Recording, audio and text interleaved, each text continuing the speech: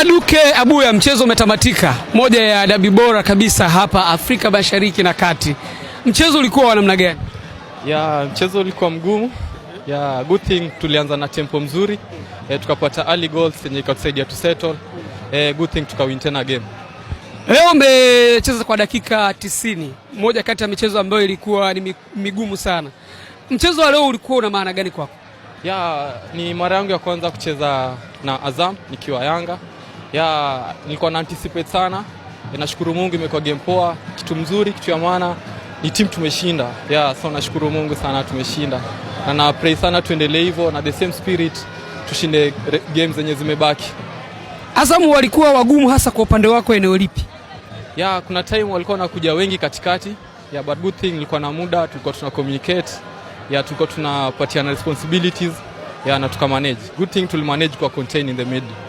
Kuvaa jezi Yanga kwako ina maana gani? It's a privilege. At most pia na represent back home my people. Na represent Kenya at large, at least naonesha kuna wachezaji wenye wanaweza kutoka Kenya pia. Na pia unajua Yanga ni timu kubwa, mtu yote mwenye anachezea Yanga ni privilege sana, ni stepping stone pia. Na nashukuru Mungu sana nimepata hii chance. Wakati ukiwa Kenya, nafikiri Polisi na timu kadhaa, uliwahi kufikiria kwamba siku moja ungekuja kucheza? No. Sikuwa nafikiria, but with God kila kitu ni possible. Hatuwezi predict future yetu, but tuna hope ikuwe mzuri.